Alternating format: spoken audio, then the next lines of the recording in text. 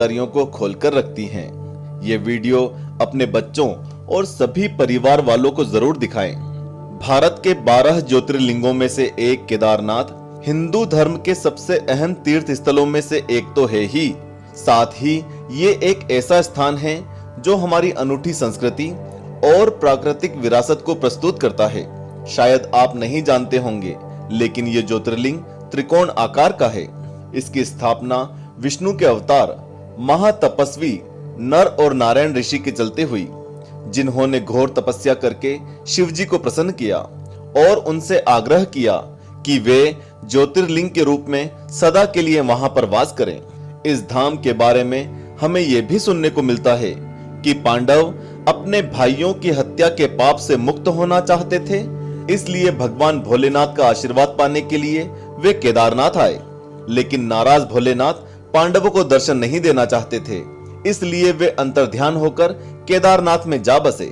दूसरी ओर पांडव भी भोलेनाथ के दर्शन बगैर वापस लौटने के इच्छुक नहीं थे। भोलेनाथ ने इस दुविधा का हल निकालते हुए बेल का रूप धारण कर लिया। पांडवों को संदेह होने पर भीम ने विशाल रूप धारण कर 2 पहाड़ों पर पैर फैला लिए, जहां से सारे बेल तो निकल गए, लेकिन बेल के रूप में शिवजी उनके पैरों के नीचे से नहीं जा सके। जिसके बाद भीम बलपूर्वक बेल पर झपटे। शिवजी बेल के रूप में जमीन में अंतर्ध्यान होने लगे, लेकिन भीम ने उन्हें पकड़ लिया। उनकी इस भक्ति और तपस्या को देखकर शिवजी प्रसन्न हुए और उन्होंने पांडवों को इस पाप से मुक्त कर दिया। लेकिन इस पूरी कथा में बेल के रूप में शिवजी का सर अंतर्ध्यान होकर नेपाल में रह गया और उनका धड़ केदारनाथ में। यही वजह है कि केदारनाथ में शिवजी भगवान के पृष्ठभाग की पूजा की जाती है, जबकि उनके सर की पूजा आज भी पशुपतिनाथ मंदिर में की जाती है। इसके अलावा शिवजी की भुजाएं तुंगनाथ में, मुख रुद्रनाथ में, नाभि मदमदेश्वर में और जटा कल्पेश्वर में अंतर्ध्यान हुई, और इसीलिए अलग अलग स्थान पर शिव जी के अलग अलग भागों की पूजा की जाती है। देखा जाए तो ये मंदिर आपस में जुड़े हुए हैं।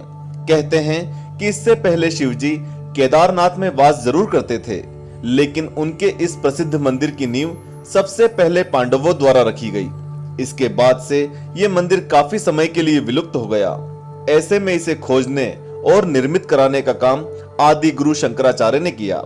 सुनने में यह भी आता है कि यह मंदिर 400 साल तक बर्फ में दबा हुआ था, और उसके बाद जब यह मंदिर बर्फ से बाहर निकला तो पूरी तरह सुरक्षित था। वाडिया इंस्टीट्यूट के वैज्ञानिक भी इस तथ्य को सच मानते हैं। वे बताते हैं कि 13 से 17